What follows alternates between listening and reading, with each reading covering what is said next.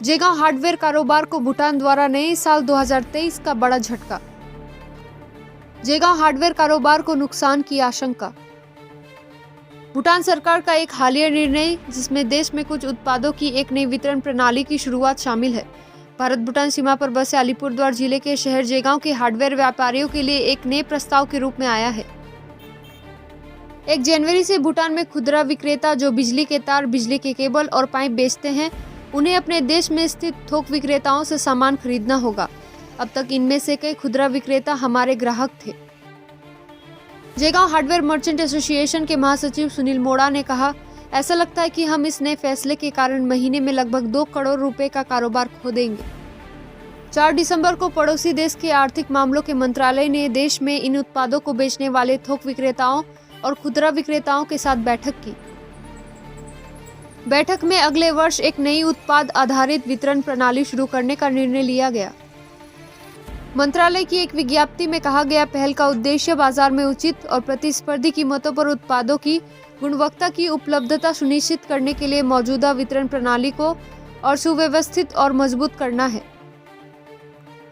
नई प्रणाली के अनुसार इन वस्तुओं को केवल उन थोक विक्रेताओं द्वारा भूटान में आयात किया जा सकता है जिन्हें इन उत्पादों को बनाने वाली कंपनियों द्वारा लाइसेंस दिया गया है। मंत्रालय ने 45 अधिकृत थोक विक्रेताओं की एक सूची भी संलग्न की है जो बिजली के तारों और केबलों और विभिन्न प्रकार के पाइपों का सौदा करते हैं, और उल्लेख किया है कि इस तरह के और थोक व्यापारी आने वाले समय में सामने आ सकते हैं। जयगांव के हार्डवेयर व्यापारी सीमावर्ती शहर में उनमें से 60 से 70 हैं। आशंकित है कि उनका नुकसान और बढ़ सकता है। उन्होंने बताया कि सैकड़ों सहायक वस्तुएं हैं जिनका उपयोग इन 3 उत्पादों के साथ किया जाता है। हमें आशंका है कि खुदरा विक्रेता इन सहायक वस्तुओं को भी खरीदेंगे। उदाहरण के लिए एक पाइप को ठीक करने के लिए आवश्यक कोष्ठक अपने देश के थोक विक्रेताओं से एक वरिष्ठ व्यापारी ने कहा कि यह संभावना नहीं है कि वे भूटान में पाइप खरीदेंगे और अन्य सामान लेने के लिए हमारे यहाँ आएंगे। एक सूत्र ने कहा, खुदरा कारोबारियों और अन्य आयातकों को ऐसे थोक विक्रेताओं से ये सामान लेने को कहा गया है। उन्होंने उल्लेख किया है कि जयगांव में व्यापार जो काफी हद तक भूटान पर निर्भर है, पिछले 2.5 वर्षों के दौरान कोविड-19 महामारी के कारण बुरी तरह से प्रभावित हुआ है। सर, भूटान सरकार ने एक नया नोटिफिकेशन जारी किया है जिसके अनुसार अब भूटान के जो बिजनेसमैन हैं वो जयगांव से हार्डवेयर के आइटम्स कुछ लिस्टेड है वो अब परचेस नहीं कर पाएंगे। इस नोटिफिकेशन को लेकर आपको क्या कहना है? ऐसा है, ये जो नोटिफिकेशन है एक्चुअली ये नया नहीं है, ये इन्होंने जून में ही लागू किया है, जहाँ तक हमारी जानकारी है, जून 2022 में ही। लेकिन अभी एक 9 दिसंबर को एक सर्कुलर और जारी किया गया है जिसके अंदर ये लोग बोले हैं कि पहले 3 जोन में था भूटान में, अब 17 जोन के अंदर भी ये लोग डिस्ट्रीब्यूटरशिप दे रहे हैं 3-4 आइटम का, और बोल रहे हैं कि 3-4 आइटम जो है वो जो रिटेलर जो दुकानदार थे वो यहाँ से माल नहीं ले पाएंगे, मतलब इंडिया से माल नहीं ले पाएंगे। जयगांव जो है वो एक इंडिया का ही एक हिस्सा है, तो डिस्ट्रीब्यूटर को माल मिलेगा। कहने का मतलब है कि डिस्ट्रीब्यूटर से रिटेलर माल खरीदेंगे, जयगांव से माल नहीं जाएगा। तो इससे जयगांव का जो बाज़ार है हमारा हार्डवेयर का, उसके ऊपर तो बहुत ही प्रतिकूल प्रभाव पड़ेगा, बहुत ज़्यादा नुकसान हो रहा है हमारा। यदि ये नियम फॉलो हो रहा है तो बहुत ज़्यादा नुकसान होगा हम लोगों का।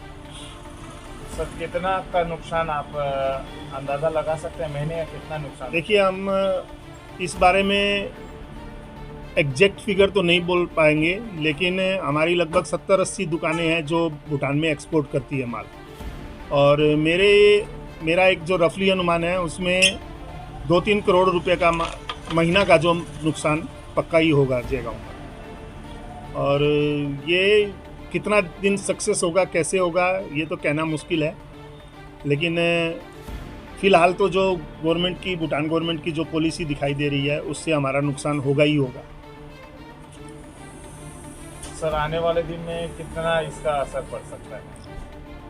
जैसा मैंने पहले बताया कि जयगांव का जो बिजनेसमैन हैं, जो जयगांव की हार्डवेयर की, इलेक्ट्रिक मोटर पार्ट्स वगैरह की जो भी दुकानें हैं, मतलब इन जो 3-4 संबंधित आइटम हैं, जैसे पाइप लिखा है उन्होंने, केबल और वायर लिखा है, एक आइटम और है, ये 3-4 आइटम है, उससे संबंधित आइटम में बहुत ज़्यादा नुकसान होगा, क्योंकि ये इन सब सामानों का बहुत यहाँ से एक्सपोर्ट होता था।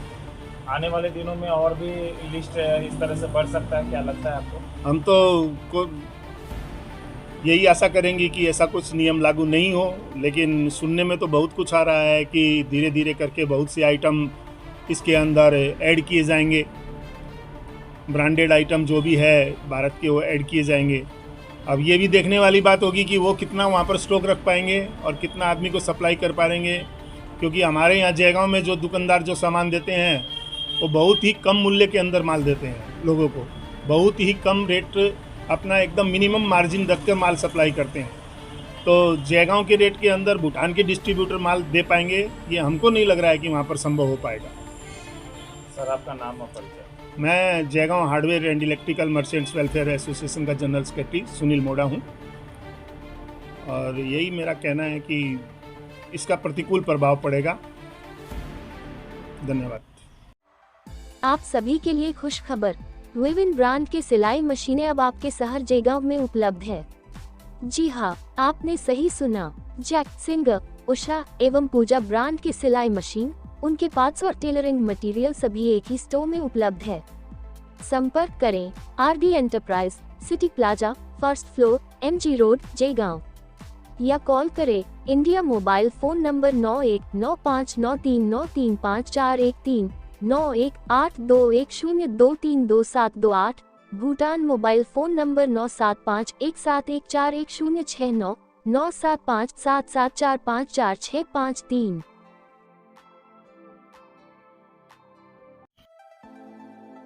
आप सभी को सूचित किया जाता है कि Ved Vyas Nepali high school charitable trust Jaigaon में आगामी सत्र 2023 के लिए जनवरी से कक्षा 5 से 9 तक की भर्ती खुल रहा है। और अति हर्ष की बात है कि हिंदी भाषी बच्चों के लिए आगामी सत्र से प्रथम भाषा हिंदी भी शुरू किया जा रहा है। इस स्कूल में सुलभ मूल्य में कक्षा 5 से 12 तक की पढ़ाई बेहतरीन शिक्षकों के द्वारा दिया जाता है। विभिन्न प्रकार के एक्स्ट्रा करिकुलर एक्टिविटीज भी संचालित की जाती है। संपर्क करें 9547964523।